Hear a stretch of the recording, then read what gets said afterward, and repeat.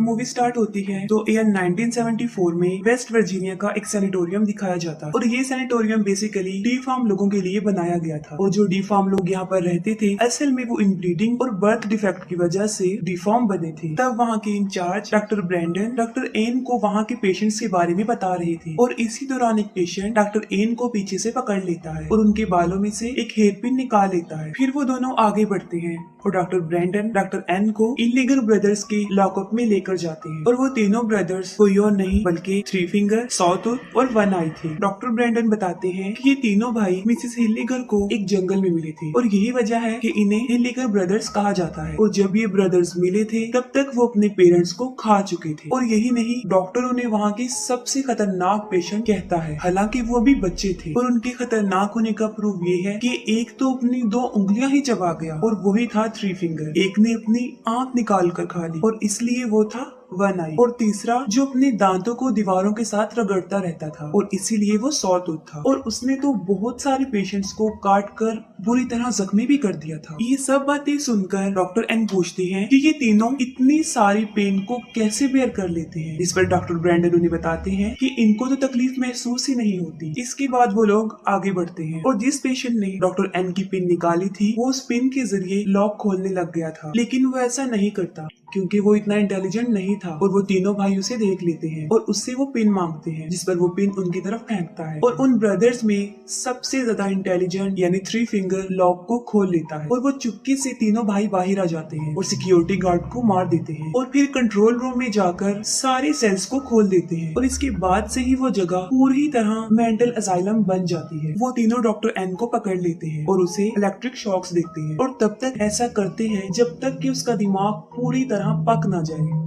इसके बाद वो डॉक्टर ब्रैंडन को भी पकड़ लेते हैं और अपनी स्मार्टनेस शो करवाते हुए उससे भी बड़ी बेरहमी से मार देते हैं। और फिर 29 इयर्स गुजर जाते हैं और 29 सालों के बाद 9 स्टूडेंट्स को दिखाया जाता है। उस वक्त वो सब स्नो को बहुत इंजॉय कर रहे होते हैं। उन्होंने अपने एक फ्रेंड कैबिन में जाना था लेकिन वो रास्ता भूल जाते हैं और एक बहुत खतरनाक तूफान में बुरी तरह फंस जाते हैं। और इसी दौरान वहाँ पर मौजूद उन्हें एक बिल्डिंग नजर आती है। वो सब लोग उस बिल्डिंग की तरफ बढ़ते हैं लेकिन उन्हें ये अंदाजा बिल्कुल नहीं होता कि वहाँ पर जाने की उन्हें कितनी भारी कीमत अदा करनी पड़ी। और वो बिल्डिंग वो ही सैनिटोरियम था जहाँ पर वो तीनों भाई रहा करते थे। जैसे ही वो लोग अंदर जाते हैं उन्हें पता चल जाता है कि ये एक हॉस्पिटल था और वो आग जलाकर आराम से वहाँ पर बैठ जाते। लेकिन वो आराम से बैठने वाले लोग बिल्कुल भी नहीं थे क्योंकि ये उनकी नेचर में शामिल था कि किसी सुनसान जगह पर जाकर उस जगह की अच्छे से तलाशी ली जाए। और वो पूरी जगह की अच्छे से तलाशी लेते हैं और इंचार्ज ऑफिस में उन्हें वाइन मिल जाती और वहीं पर उन्हें वहाँ के पेशेंट्स की फाइल भी मिल जाती है, जिसे देखकर उन्हें पता चल जाता है कि यहाँ पर डी फार्म लोगों को रखा जाता था। फिर हम देखते हैं कि वो तीनों भाई किसी को लेकर उस सैनिटोरियम में पहुँच जाते हैं। उन स्टूडेंट्स में से 3 नाइट स्पेंड करने के लिए बेड्स को चेक करने के लिए जाते हैं और वहाँ पर उन्हें कुछ नजर आता है। उन तीनों में से लड़का विंसन चेक करने के लिए अंदर जाता है और अंदर जाते ही उसके शाउट करने की आवाजें आती हैं, जिस पर बाहर खड़ी वो लड़कियां जैना और कैनी डर जाती हैं। लेकिन किसी तरह वो हिम्मत करके विंसन को ढूंढने जाती हैं। विंसन उनके साथ एक घटिया सा मजाक कर रहा होता है और उन्हें डरा देता है, जिसकी वजह से वो दोनों उससे नाराज होकर वहाँ से चली जाती हैं। और तभी वर्नाई उनका पीछा कर रहा होता है। उन सब से माफी मांगने के लिए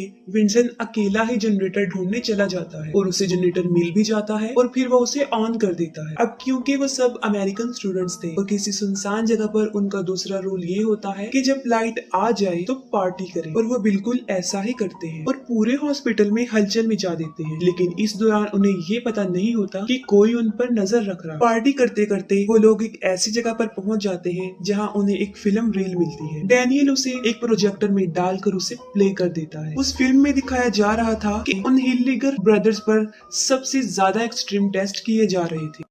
वो फिल्म देखकर लॉरेन कहती है कि उसका भाई उसे इनके बारे में बड़ी खौफनाक कहानियां बताता था। वो बताती है कि वो लोग बड़े खतरनाक थे और लोगों को मारकर खा जाते थे, लेकिन किसी को भी उसकी बातों पर बिलीव नहीं आता और सब सोने चले जाते। रात को सब लोग अपने अपने रूम्स में सो जाते हैं लेकिन विंसन को नींद नहीं आती और वो टहलना शुरू कर देता है। वो देखता है कि सामने कोई खड़ा हुआ था और वो उसका वही फ्रेंड वॉटर था जिसके कैबिन में उन्होंने जाना था। जब वो उसके पास जाता है तो वो देखता है कि वो मर चुका है और उसे कुछ सोचने समझने की मोहलत दिए बगैर सौ तो उसके सर में एक आयरन रॉड घुसा कर उसे मार देता है। जब सुबह हो जाती है तब भी तूफान रुका नहीं था और वो अभी तक वहीं पर होते हैं। वहाँ पर विंसन मिसिंग होने की वजह से जैना सबसे उसके बारे में पूछती है, लेकिन किसी ने भी उसको नहीं देखा था और इसके साथ साथ उन लोगों का सारा सामान भी गायब था। इस पर वो सोचते हैं कि शायद इस बार भी विंसन उनके साथ कोई मजाक कर रहा है और सब लोग उसे ढूंढना शुरू कर देते हैं। उनमें 4 स्टूडेंट्स बेसमेंट में जाते हैं और वहाँ पर उन्हें अजीबोगरीब किस्म का केज मिलता है जिसमें बहुत सारे औजार रखे होते हैं और जब वो आगे बढ़ते हैं तो उन्हें सारे सेल्स मिल जाते हैं जिनमें पेशेंट को रखा जाता था। और जब वो आगे बढ़ती हैं तो वो देखती हैं कि वहाँ पर बहुत सारा खून लगा हुआ है जिससे वो और ज्यादा परेशान हो जाते हैं। बेसमेंट में वो सब मुख्तलिफ डायरेक्शंस में चले जाते हैं और तब जैना किचन में चली जाती है जहाँ पर वो देखती है कि सॉटूथ वाटर के टुकड़े कर रहा होता है। तभी थ्री फिंगर वहाँ आकर सॉटूथ को ले जाता है। तब जैना भी जल्दी से वहाँ से भाग जाती है और उन सब लोगों के पास आकर उन्हें बताने की कोशिश करती है। तभी वाटर की जैकेट में कुछ उनके सामने आकर गिरता है। तब केनिया उसे चेक करने जाती है और जैसे ही वो जैकेट को खोलकर देखती है तो वो देखती है कि उसमें वाटर का कटा हुआ सर है। अभी वो सब संभले भी नहीं थे। वो तीनों भाई बालकनी से एक बाल वायर नीचे फेंक कर क्लेयर के गले में फंसाकर उसे ऊपर खींचने की कोशिश करते हैं। तब काइल उसके पांव पकड़ लेता है और वो पूरा उसके खून से भर जाता है। इतनी कोशिश के बावजूद भी वो काइल को बचा नहीं पाता और उसका सर धड़ से अलग होकर उसके ऊपर गिर जाता है। वो सब वहाँ से भागने की कोशिश करते हैं लेकिन उनकी स्नोमोबिल्स चल नहीं रही थी क्योंकि उन्होंने उनके स्पार्क प्लग निकाल दिए थे। अब उन्हें कुछ समझ नहीं आ रही थी कि क्या किया जाए। लॉरेन जो कि स्की चैंपियन थी वो डिसाइड करते हैं कि वो स्की करके हेल्प लेने जाएगी और तब वो मदद लाने के लिए वहाँ से चल पड़ती है। बाकी सबके पास गर्म कपड़े नहीं थे और वो उस तूफान में भी नहीं खड़े रह सकते थे। तब वो इंचार्ज ऑफिस में खुद को लॉक करने का डिसीजन लेते हैं। वो जल्दी से भागकर ऑफिस में जाते हैं और अंदर से खुद को लॉक कर लेते हैं। अपनी सेफ्टी के लिए उनके पास कुछ नहीं था। हालांकि बेसमेंट में उन्होंने बहुत सारे औजार भी देखे थे और इसीलिए काइल, डैनियल और सारा बेसमेंट में जाते हैं